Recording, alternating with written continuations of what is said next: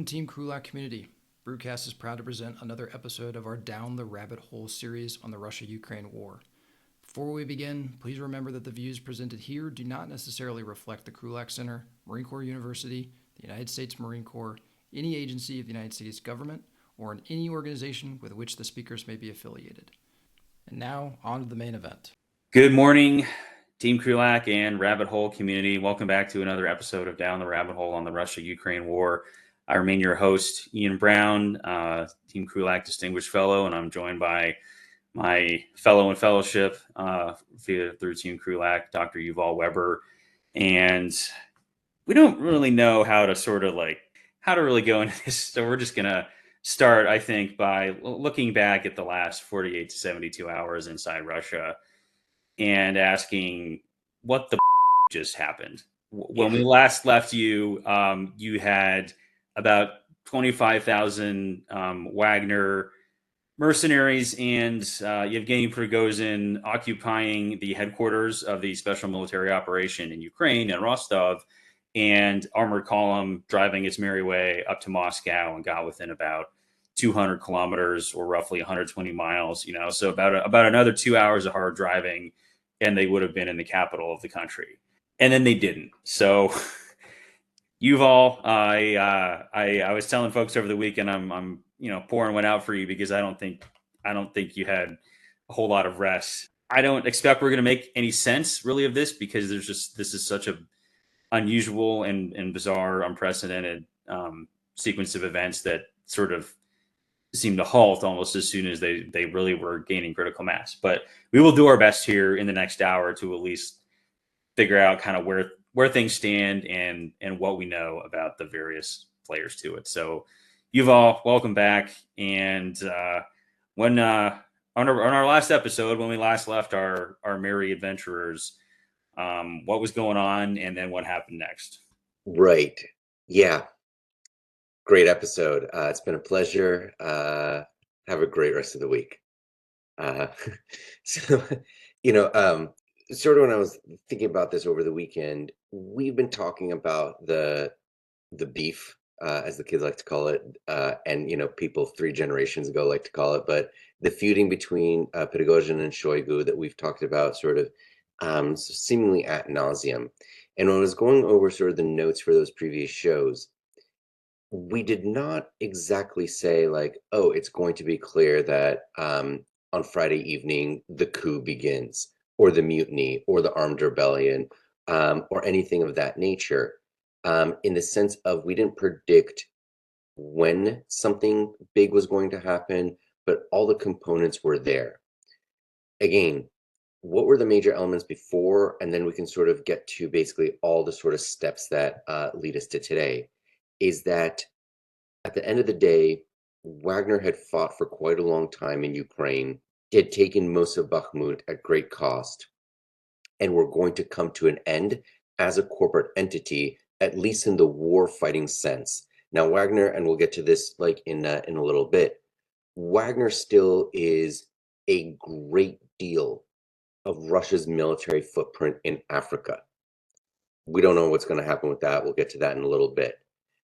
But Wagner had signed the deal, the contract with the Ministry of Defense, effectively transferring its fighters over on July 1st, which is still, next week or, this weekend or whatever. So that's the gun on the wall, as per the famous admonition of Chekhov. Once you introduce the gun in the first act, it must be fired by the third act. So we knew that there was a time and place in which Wagner would stop fighting. We knew that Prigozhin had really said nasty things about Shoigu and Gerasimov to the point of calling for their execution in order to better conduct this conflict. And over the weekend, we had a mini episode in which you made the point. The whole thing of what Prigozhin is trying to do is not unsettle the Russian state, but to basically renegotiate his relationship and contract with Putin and with like the larger Russian political elite in order to fight the war better. So that's his core thing, not end the war, just make it less incompetent, less useless. So that basically came to an end in which He then said on Friday, we're ready to basically like do everything that we've said, but we have been attacked by missile from the Russian side. So what we're going to do is we're going to cross into Russia. We're going to go to Rostov. We're going to confront like some sort of reality show. We're going to confront Shoigu and Gerasimov in person with cameras rolling and basically have it out, and ready for, Bravo's primetime entertainment special. And lo and behold, no Shoigu, no Gerasimov. They do, however, take over most of the government buildings of note in Rostov. The only people who don't give in are basically like the local FSB, who barricade themselves reportedly in their building, anticipating, I don't know, some sort of siege situation. And then Prigozhin basically says, we're going to take this show on the road. And they make roughly 900 kilometers in about the same time that it takes, like a convoy to move. No slower, no faster. They really do not encounter much resistance along the way, neither in Rostov, where basically the people of Rostov seem to welcome the idea of someone taking it to the bureaucracy, someone taking it to the oligarchs. They don't encounter much resistance from the army along the way or the FSB. They do encounter some resistance from aviation units, and they shoot down, as has been documented. They took down 6 helicopters plus one of the airborne command signals intelligence planes, of which Russia apparently had 7. They now have 6. So they shoot down like major assets along the way without an air force, just merely with like mobile air defense capabilities. And during this time, they basically get to like 200 kilometers outside of Moscow, and Prigozhin loses his nerve. Whether he was concerned that this is where basically the Russian state was going to like, take a stand, whether this is he was afraid of winning, and what would happen if he basically overcomes basically the armed resistance of the Russian state. At that point, what stops him from going all the way to the Ministry of Defense? What stops him from going to the Kremlin? Unclear. And it's during this time that Prigozhin's on the road that Putin, after waiting overnight while there is a breakdown in the monopoly of force of legal force in Russia, waits overnight, and in the morning makes a statement that Prigozhin is a traitor. All these people are traitors. They need to be stopped. He raises the specter of this is, like 1917, in which victory by Russian forces in World War I was stolen from them by basically these usurpers trying to take power, and he raises the specter of civil war. There's a criminal case opened against Prigozhin and all the Wagner fighters, and he gets to the outskirts of Moscow region, and finally he says, no more. Myself, Alexander Lukashenko of Belarus, have come to a deal. I'll be going into exile in Belarus. My fighters are coming with me, and it's all over. I've made my point. There's no need to go further and shed Russian blood. And that's it. Ostensibly, at that point, the criminal cases are dropped, even though, the FSB and Rosgvardia, they're very powerful when it comes to beating up teenagers and hipsters. When it comes to actually shooting down working military assets of the Russian armed forces and killing Russian soldiers on the territory of the Russian Federation, apparently that's cool.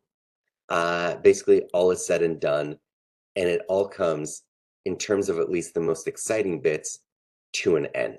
The reaction thereafter is straight up, how to put it, all the people who were very excited for Wagner to basically take Moscow, extremely disappointed. We also saw, and this is the thing that Putin saw, is that whatever information bubble he's in, he probably will not be able to avoid the images, or at least the rumors, that something like 2,000 basically quasi-enemy, quasi-friendly troops were able to take a major Russian city. Something like 5,000 troops were able to basically go almost unmolested to the capital. The military didn't do very much. and that during the hours in which it was unclear who was winning, who was losing, his National Security Council, Duma members, regional governors, the rest of the political elites didn't do anything. It didn't seem that very many people, if at all, were willing to risk their lives or their reputations by, at minimum, making supportive statements on social media. They were all waiting for the winner.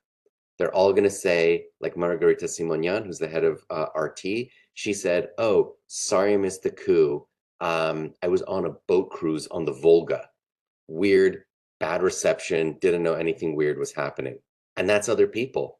Other people say, "I didn't receive clear, written instructions, therefore I didn't do anything." But at the end of the day, everyone from Putin on down knows that they were all preparing for a post-Putin universe. And in that regard, and this is sort of like where we can at least like stop the summary and start to think of like the after effect is, once it became clear that Putin was winning, then everyone found their courage and was able to make Telegram or Twitter or Facebook posts. But we'll see. And let me just sort of like pause here just to say, what were the effects on basically like how we can think about Putin going forward in sort of like the book that I just like put out. Like it basically makes like one sort of key argument is that when we're thinking about, let's say, the Russian economy or like how does power work, is that an authoritarian leader such as the Russian Tsar or general secretary or president needs to do two very different things.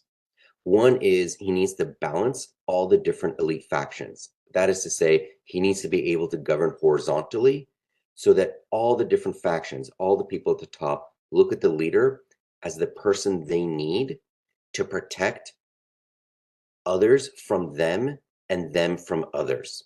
If you remove basically the top dog, will you then have basically all the sort of anarchy at the very top of different groups going after each other for their property rights, for their whatever.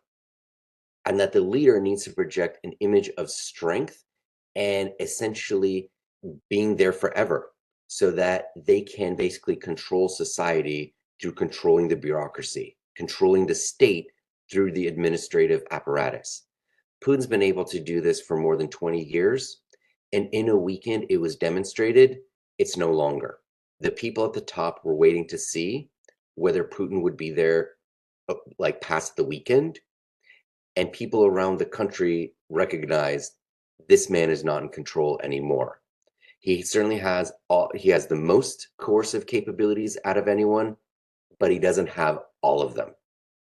And that's essentially the key of when we think back on this weekend. Putin may be in there for another couple years, but it's going to take a lot of violence in order to maintain him at the very top. And this is where we start to think we're going to start to see like the beginning of the end in terms of the Putin era. People are now starting to think, is Putin going to be around long term to protect me from others? If I don't believe that's the case, what do I need to do to protect myself against my rivals? Is Putin essentially going to be nervous, afraid, and paranoid because of this? And he's going to start to do purges. And therefore, I'm not only afraid of like basically my co-equals, but basically violence from the top. And if that's the case, at the very end of the day, we're still fighting a war against the Ukrainians. And this is like the last thing I'll say on this subject. What the mutiny did is that it identified the paradox of Putin's end days, however long they last. You need Putin in charge in order to concentrate the Russian state around a single idea, which is everything at hand in order to defeat Ukraine and fulfill whatever are the objectives of the special military operation. But the longer Putin is there, the more he unsettles Russian domestic politics. So you need him for stability in foreign policy, but you need him to leave to have stability in Russian domestic politics. And the foreign and the domestic being at odds with each other, that's essentially the end days. Yeah, it's certainly the trajectory of possible, Russian on Russian violence certainly seems more likely at this point. And to your point, Putin's going to need violence to maintain what little position he's got left. Not trying to extrapolate too much, but I think we sort of got a small slice of the taste. Is he may be able to command some level of violence because hey, Russian Air Force, say what you want. They've got dead pilots and burned aircraft on the ground that say they at least tried to do something. Yeah. But as you mentioned, nobody else did. Except maybe whatever construction company was digging up the highways on the way to Moscow. Patriotic contractors doing their bit there. But yeah, I guess the question is like, if you get, sorry, go ahead. For those who weren't following the blow by blow, again, Wagner convoy going more or less unmolested up to Moscow. The true first line of defense were the earth movers and the construction equipment physically breaking the highway south of Moscow on like the main north-south highway of the country, or at least of like European Russia. So they didn't have any sort of thought of like, should we put up a checkpoint? Maybe we should just like invite them for tea. Literally the only idea was break road. And I mean, it's a technique. It's a technique. It's a technique. It certainly makes it harder for vehicles to move on that road, although, it would also make it harder for your own vehicles to move in any sort of counter movement or counterattack. But the construction workers, when the call came to defend the Rodina, they were there with their shovels. But I also think you mentioned I guess aside from, there were a handful of officials, and pour one out for our notable member of the last show, Surovikin, who had his own like sort of hostage video of him trembling with some sort of assault weapon and saying how much he supported Putin and endorsed the military. But that you had ministers literally saying like, it's not just the revolution was not televised, but like I missed the revolution because I only had one bar on my cruise ship. It's a very 21st century problem, I guess, to have. This is super tangential. I'm not going to dwell on it, but I just linked back in my brain. I read something this morning that there were, I think, some reporting that Russian troops down near Kherson or near the Enotovsky Bridge had used Telegram to request air support because they couldn't get it through any of their normal communication channels. And I doubt that's the first time that's actually happened. I think the use of open source, social media messaging platforms it's been going on basically since this conflict started, and probably in other conflicts. I just think it's ironic that that's the level of command and control you have, right? Like you can't talk to aircraft that might only be a few miles behind you to get air support, and your main decision makers are saying they couldn't stop the coup because they only had one bar on their crew. Just, I don't know, bonkers. But I guess okay, so that's where we are right now in terms of sort of where everybody's at. I guess to the extent that we can, maybe see where everybody's going, and maybe we start with Prigozhin, who right up until you sent me that translated voice memo from Prigozhin, we hadn't really seen or heard from him since he left Rostov a couple of days ago. And I remember you had noted in the last episode, like the next, like if Prigozhin survives 72 hours, that changes trajectories for a lot of people. And so I guess at least we have proof of life now that he has survived. Although where he is exactly, we haven't seen any pictures. Where he is, what he's doing, it sort of still seems to be a mystery. But point is, he still seems to be around. He's, like you said, he's saying this is all kind of a joke, and now we proved our point, and we are willingly walking away from this. Who knows? He's got this deal where he's going to be allowed to go to Belarus, and the Lukashenko is very kindly building him and his people a camp to live on. Don't know what kind of camp it's going to be, but they're putting Wagner somewhere inside Belarus.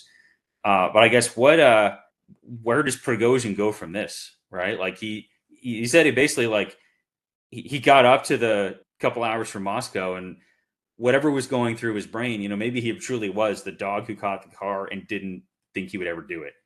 and didn't really have going further would obviously have much bigger implications for his personal long-term health and survival if he actually did drive to Moscow. So he decided to try and find an off ramp. So I guess where does he go from here? He himself, and then we'll get into Wagner here in a second. Yeah, so we had the dramatic deal as announced by the Putin's press secretary, that criminal charges against Prigozhin personally for incitement to armed rebellion, as well as charges against the Wagner fighters who participated with him, everything is dropped. So again, although maybe they're not, because there's been some reports that that's not actually the case. Yeah, so we have so basically over the weekend, you can be a traitor in the morning, and you can kiss and make up in the afternoon, which also, again, nothing that is like shocking or surprising. But if the Russian legal system is this flexible, then it's something that people have been saying for basically centuries at this point. It doesn't exist except for the things that do not matter to state power. The law is not an object. The law is a subject of the state. It is not an object. Or sort of like the state controls law. Law doesn't control the state. All that. What we can see here is that Prigozhin is saying he's going to Belarus. Lukashenko is making all the right noises. The reporting today is that a camp for 8,000 individuals is being built closer to Minsk than the front lines, so away from the immediate fighting. But part of that is we don't know. Are Wagner forces going to be armed while they're in this camp? Are they taking their heavy equipment with them that the Ministry of Defense gave them? Or Prigozhin had said that the reason they were going to Rostov in the first place is that they were going to return the military equipment that was given to them. Are they going to, now that they've basically redeployed to Belarus in an orderly fashion, how much of this stuff are they taking with them? If you have 8,000 people outside the Belarusian capital, is that a threat to the stability of Belarus? Are they there to defend Belarus against Russia? Are they there to, in sort of like the most fever dream of, the pro-Wagner people, are they basically just there getting ready for, an assault on Ukraine once more? Unclear. Or are they all being corralled into one place, and that military camp is actually just a prison camp? And for some of them, it may, it might be like going home again. We know that in sort of in a legal sense, because I was sort of like looking up, legal scholars earlier today, who made the sort of quite astute sort of two interrelated points, is that because Prigozhin has not been convicted of anything, like he hasn't had a trial, even like a show trial, so he can't be pardoned for anything. And the listeners might recall Brittany Griner went ahead and basically pleaded guilty in order to get the pardon. That was basically like the song and dance for like the Russian legal system. You can only get a pardon, and this is I think in like all countries, you can only get a pardon if you've been convicted of a crime. That's the pardon aspect of it. And that an amnesty in the Russian legal sense, and I think this is also like going back to like the days of yore, of maybe like time of like Pontius Pilate. An amnesty, as I was reading, can dismiss a criminal case, but the president is required to introduce a bill to the Duma to have an amnesty for a group of people. You cannot amnesty an individual. So in a sense here, we have a sort of legal / political situation in that if a pardon or amnesty or dropping of criminal charges was offered to Prigozhin in order to get him to not like assault the capital, if Putin sticks by that, it means that if you push him, you can get him to back down, which is like one scenario. If he goes back on this, it means that even at the level of like former confidant and lackey, you literally cannot make any single deal with Putin that will stick if it's not in Putin's interest. And so therefore you need some mechanism of enforcing deals with Putin. And at that point, when we then sort of like zoom out to what war termination looks like, this in fact suggests to Ukraine, if Putin basically reneges on the deal with Prigozhin, any deal that Ukraine strikes with Russia, so long as Putin is president, is going to have far more muscular enforcement mechanisms than what may have been considered before this weekend. And so that would force everyone to update their priors and think, is a Ukraine that is outside of either direct, like bilateral defense agreements with like United States, Germany, Poland, whatever, or inside NATO itself, that is essentially what's going to be decided by the way that Putin deals with Prigozhin. Because this is a very clear test. Do you stick by your word or not? And we will see. Like, as you said, this is still, very early, and there's a lot of stuff swirling sort of back in the midst of uncertainty behind this. But yeah, something that, we'll be watching here. How much longer does Prigozhin last, and take the implications from there. So I guess now we're talking about, Wagner is now going to be, I guess, as I understand, as you talked about, Lukashenko is going to be building some sort of camp. Don't know if it's a, happy camp, summer camp, or a prison camp for about 8,000 Wagnerites. But I think part of the plea deal one was also those who, the Wagnerites will have the option to sign contracts essentially with the Russian military, per that guidance that came out from the Ministry of Defense that all such organizations had to do it by 1 July.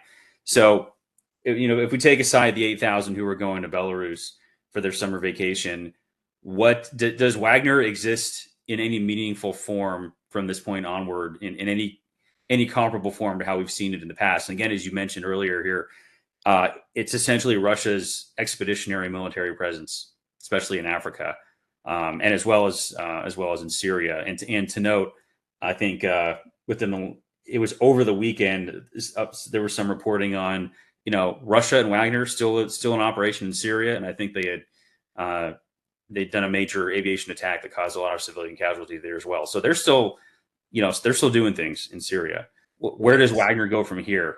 And I guess a subcomponent of that is, if you're a Wagnerite who goes into the Russian military, that's not exactly like a status upgrade or like an airline upgrade going from business to first class. If anything, it's like getting thrown in the cargo hold, because the Russian military is we've talked about it before, but it's just a dumpster fire of corruption, raw brutality against the conscripts who are in there.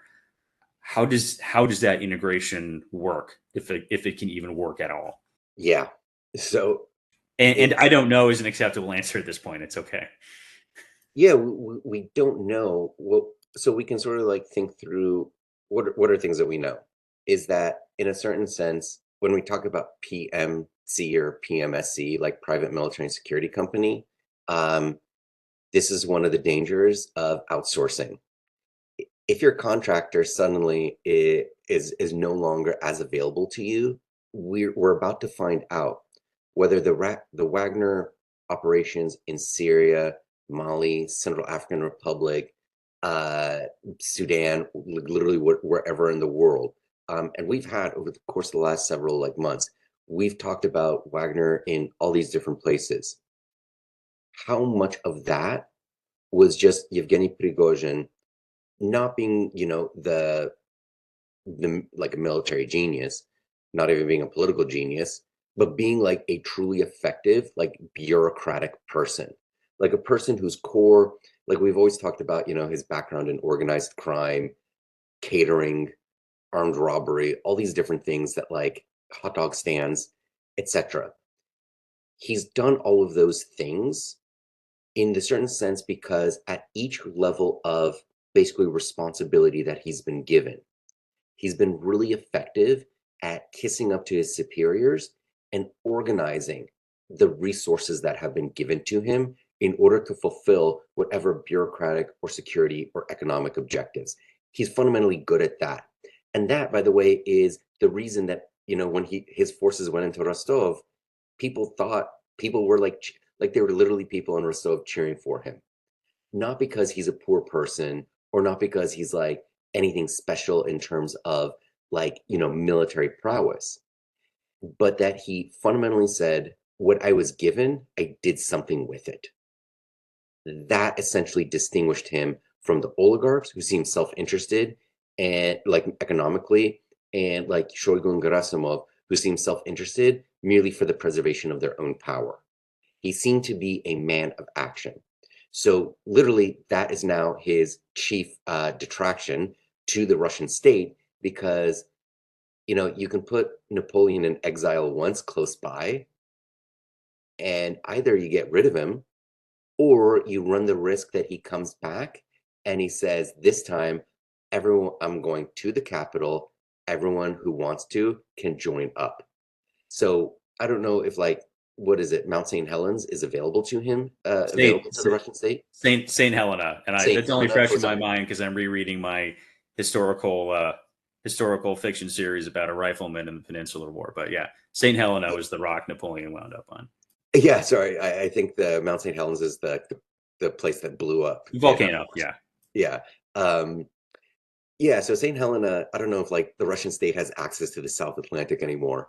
But the point being, we're about to see whether Wagner's activities, particularly in Africa, where Prigozhin really was spending almost the entirety of his time before like the Ukraine war started, how much of those activities basically outsourced to an individual, which took the place of Russian state action and served as basically the soft opening for the Russian state to really like take over operations in all of these different countries, particularly in sub-Saharan Africa. How much of that relied on Prigozhin's basically like personal charisma / bureaucratic talent?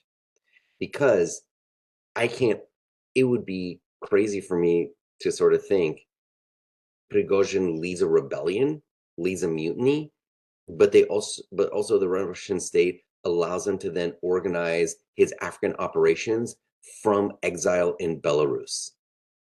Are they going to allow Prigozhin to travel? Seems unlikely that they'd want him out of, if not arm's reach, but close enough. And that to me is just like the wildest part. So then when we start to game this out, if you're the leader of Central African Republic, Mali, all these areas in which you've basically gone all in on basically having Russia as your geopolitical patron by basically inviting Wagner in to take your blood diamonds out, to protect, train your presidential guard, literally like the suite of intervention services that Wagner and, Prigozhin through his larger companies, the Patriot Media Group, Concord, etc. Prigozhin can offer you lots of different things. And you accept those if you're a leader in these countries, because fundamentally the Russian state stands behind him. A penny for your thoughts. Do you then basically hope that basically Prigozhin pulls through? Do you hope that he gets replaced as quickly as possible? Do you start batting your eyelashes once more at France? Do you suddenly dust off the phone and call the United States? Are you willing to accept the I never forgot about you bouquet of roses from the Chinese? We're about to see like all these different things happening in all these areas where Wagner was really actually quite present on the ground, merely because nobody knows what's going to happen. And that influence abhors a vacuum.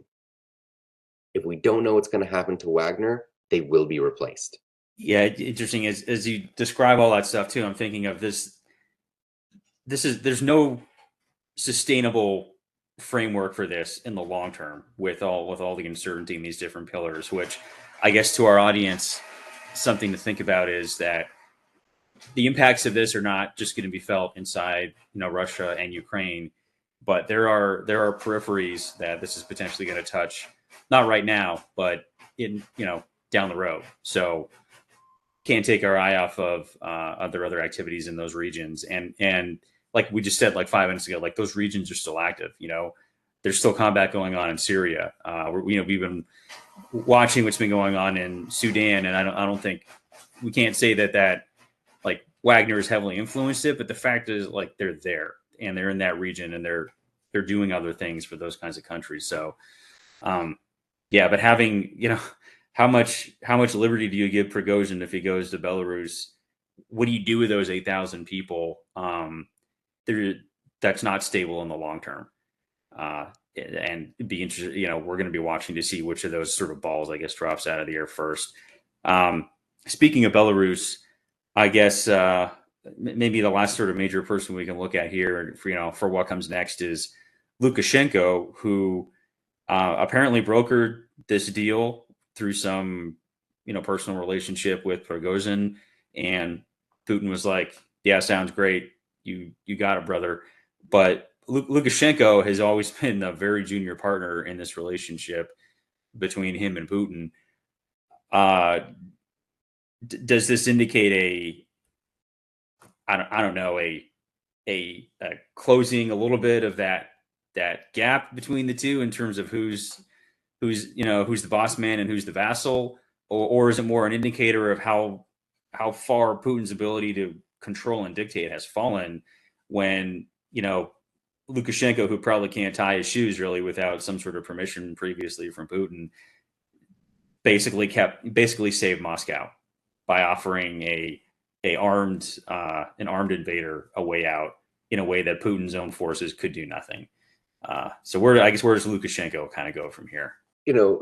Russian media before all this, referred to Belarus as not exactly a foreign country. It's certainly not Russia, but it's not like something that stands on its own. And so it's not that Lukashenko is any more powerful or Belarus is any more sovereign. It's just that this is just all the more humiliating. That there was an internal Russian problem that Putin appeared inert and couldn't solve. That Putin going on TV to indicate that he had lost the monopoly on the legal use of force within the country had been broken, that he had said something and it wasn't followed immediately, and that it took basically a foreign leader to come to his defense, has got to grate on him in a way that, like, as we've said before, when Putin went to like Central Asia and other leaders left him waiting, it's these issues of rank, status, and prestige that clearly get him in a way that the casualties of Russian soldiers simply have not. And it's also during this time, Putin reached out to the leaders of Uzbekistan, Armenia, and Kazakhstan, who all failed to issue any, statements of support, and all refer to this as, internal Russian matters that, in the interest of sovereignty and autonomy, they were not willing or able to comment upon. Just goes to show, like, Putin just looked weak. Like at the core of everything, he just looked weak, and that Lukashenko has to come in and basically like be the meme savior for the day. Just basically makes the Russian media from top to bottom just crazy. And as you were mentioning the who showed support and who didn't, reminded me we were talking about earlier how one person who did show their immediate support was the old Chechen warlord / TikTok celebrity Kadyrov, who immediately said, "We are on our way to defend Moscow," and then promptly got his boys stuck in a self-imposed traffic jam. But I guess props to him for at least trying when nobody else would. Okay, so Chechen forces have heroically not found Ukrainian forces in Ukraine, nor could they find Russian forces in Russia. And I'm shocked because it looks like they have all the best stuff, like their gold-plated AK-47s, and they've certainly got good cameras for their TikTok videos. So I'm surprised their cameras haven't been able to find the enemy, but maybe I don't know.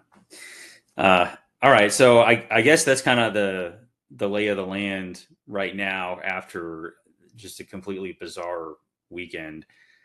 What are you watching here now, over the next week?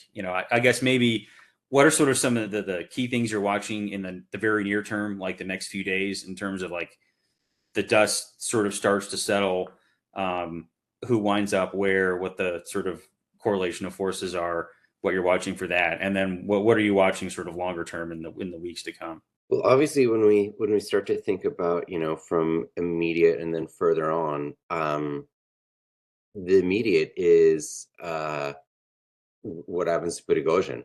As we were discussing a little while ago, basically his physical existence, whether he is charged up the wazoo with various crimes, will say something about Putin's credibility when it comes to following through on deals. And that will have an impact over time in war termination, because people will look at the behavior with Prigozhin and draw the conclusion as to whether Putin will fulfill any sort of peace deal if there is a negotiated resolution. Two, the war's still ongoing. Like, the Ukrainians are still fighting.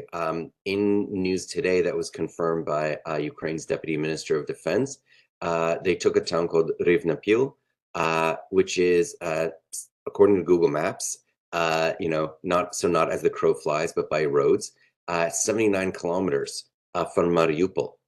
And so what's quite clear is that whatever's happening with Prigozhin, whatever's happening with the Game of Thrones, in the Kremlin, in terms of who's going to survive, who's going to be, tossed from the Kremlin towers. It's clear that Putin and the people around him are not 100% focused on the war. And if they're not 100% focused on the war, the Ukrainians still are. And so the fighting will continue. We don't know exactly what the effect of morale on Ukrainian and Russian soldiers in the field will be, but certainly the Ukrainians are heartened by the display of the staggering display of unity that they've observed over the weekend on the Russian side. And similarly for Russian forces in the field, they might be thinking, what am I doing in this trench? Like, what am I here for? Yes, they said denazify Ukraine, but Putin is the reason we're here. We're not here if he doesn't want us to be here. Is he going to be here long term? Is basically he going to have to make some sort of deal with that dirty traitor Prigozhin, who killed 1 to 2 dozen aviators? So you start to get the sense that this is also going to help shape, morale and therefore the counteroffensive over the next couple of weeks. And then obviously thereafter, it's what's going on with basically Russian influence abroad. The Chinese, I was reading a report on the differences between state and, online responses to the events of the weekend. And the state media was like, oh, something happened? Weird. We didn't hear about it. You have to click through in order to get to this, event of minor disturbance. And of course, the online, because, if they're projecting the image that Putin is a great partner and that he's strong and he'll be there forever, this doesn't look good. And of course, the Chinese online reaction was, we've put our lot in with these people. Best case scenario, if Russia's weak, we can retake the lands that they took from us in the mid-19th century. Worst case scenario, if Russia collapses, the United States is going to put all of its basically energy into going after us instead. So we'll see. We'll see basically what happens to Prigozhin, zooming out what happens to the war, zooming out, Russian Foreign Ministry has said there's no change to Wagner in Africa, but who knows about that? And ultimately, it's how well can Putin basically put the genie back in the bottle? And that's, in essence, the next days to weeks to months to years that have emerged from, broadly speaking, this war. More narrowly speaking, this weekend, and sort of in between those, the paradox of Putin being required to maintain foreign policies stability, but also his, continued presence guarantees domestic political instability, and how basically he and the elites basically resolve how they square that circle. And who knows? And I think one of the other things to watch from this is that the deal between Putin and the elites was, I make you rich, you give me power. But the fact that you had parts of the Russian security apparatus not responding in any meaningful fashion when they were asked to. I'd imagine some of the elites are asking themselves, well, they didn't listen to Putin. Would they listen to us? You know, don't know. And, who knows how far they want to stick their necks out to see if that's the case.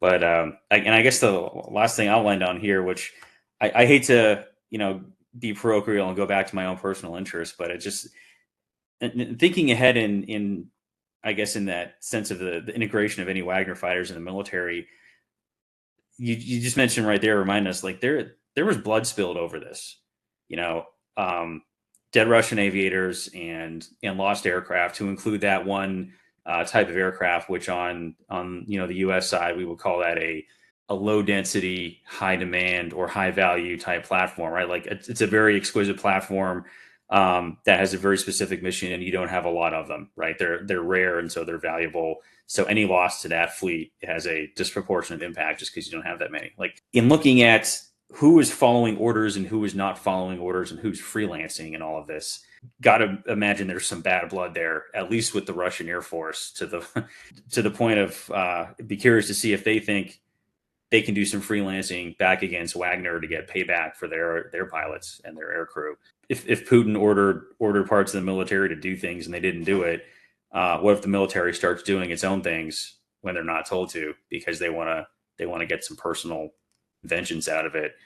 And same deal, with the integration of the ground forces. I think is maybe I'm overthinking this or not, because I don't know how many are actually going to be integrated in the ground forces. But if you're a Russian conscript who's been brutalized by your superiors and thrown like cannon fodder into the front lines, then you've got these guys coming in who've maybe not better treatment, but they've gotten different treatment, and their leader has been talking all this smack about your performance, the average Russian soldier in the Ministry of Defense. That doesn't bode well, for unit cohesion, I would think, unless you keep the Wagner folks in their own sort of battalions separately. But I don't know. Yeah, I think it's far too early to tell. But to that question of morale and the what little cohesion there is in the Russian forces, I guess that's something I'll be watching here in the coming weeks, because I find it hard to imagine you can take a couple thousand, tens of thousands of fighters who just literally got away with murder, and then putting them into the same uniform as the people they killed, and say things are going to be fine and we'll continue with the war as planned. Don't see that happening, but I don't know what that's going to look like. But it's something that I think I'll be watching. And contrast that, while we were speaking, there apparently will be another military aid package announced tomorrow from the United States to Ukraine. So at the same time, the generic Russian soldier at the front line is thinking, why am I here? What are we doing? Where does this lead? Apparently 30 Bradley infantry fighting vehicles, 25 Stryker armored personnel carriers, more HIMARS, more Stingers, more Patriot air defense missiles, more Javelin anti-tank systems. So part of all this is to say, is Russia capable of governing itself? While at the same time, the opponent is continuing to get basically seemingly endless supplies. Sure. And I'll make maybe one final point here, and then I'll be quiet. But in comparing, these questions of who's unified and who's fractured, that aid pack you just mentioned, and then we were talking about before we started recording, or you sent me a message or a tweet saying that Germany, I think this is very early on, but Germany seemed willing to offer the stationing of a battalion of, or maybe not a battalion, but a permanent Bundeswehr presence or a brigade in Lithuania. And I would sort of imagine, like, I was like, wow, for any Eastern European country, sort of letting the Germans in, I imagine has some very heavy emotional and political baggage. But the fact that this is even sort of floated in a serious fashion really tells you how much the sea state has changed following, the Russia's invasion of Ukraine. And going back to, Finland and Sweden, shifting decades of neutrality, like, a lot of illusions, I guess, are sort of have fallen away, and maybe this is another indicator. But I think to this and to the aid package, it's points to a larger theme of, big question at the start of the war was, can the Western allies, European allies, United States, will they have the will to hold together long enough to sort of keep Ukraine in the fight? Will Ukraine be able to stay in the fight long enough to drive the Russians back? And we're here at the 16-month-ish mark of the war, and the answer to the West and Ukraine seems to be, yeah, we're in it, right? We're in this until it's over.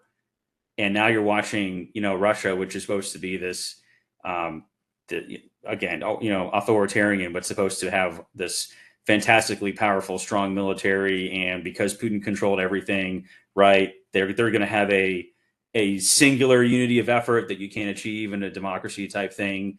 And his freaking hot dog cook, almost took the Kremlin without even trying. I think there are fractured. There's probably certain, fractures and stretches on the Western side, no doubt. And I'm sure within Ukraine as well.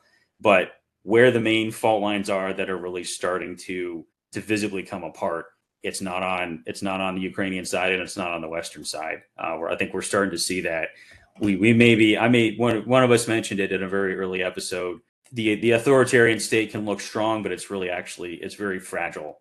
It is not susceptible to really hard, unexpected stress fractures. And once you sort of maybe puncture that veneer of steel, it's quite rotten and unstable on the inside. Who knows how these stress fractures are going to actually break apart? I think if anything has been clear from the last weekend, don't know once the ball starts rolling, you don't know where it's going to stop. One side seems to be starting to show the balance is coming apart. It's not the side that everybody thought was soft or weak or woke or whatever you want to call it. So we'll see.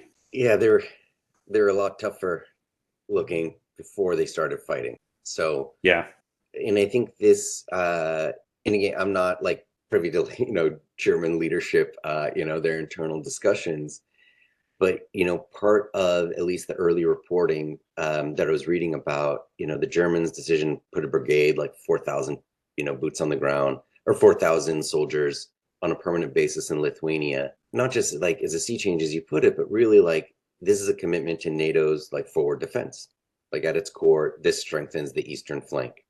I don't know how much of the timing is fortuitous, but certainly when we think about all the various regional countries plus NATO plus the sort of the United States in specific, part of the thinking I imagine that has happened over the past 48 to 72 hours as well as going forward is, what's our post-Putin stability plan?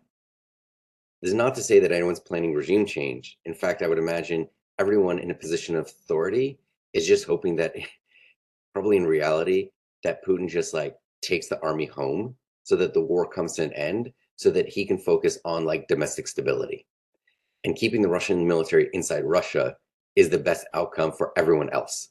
But if Putin carries on the war, because that's what he needs in order to then try to get victory to justify his continued hold on power, but he hastens the end of his government, and therefore all the sort of insanity that might follow thereafter, once you remove basically the one thing holding everyone together, then what does that look like for regional stability, for European security, if it's unclear what's happening in and to and from Russia?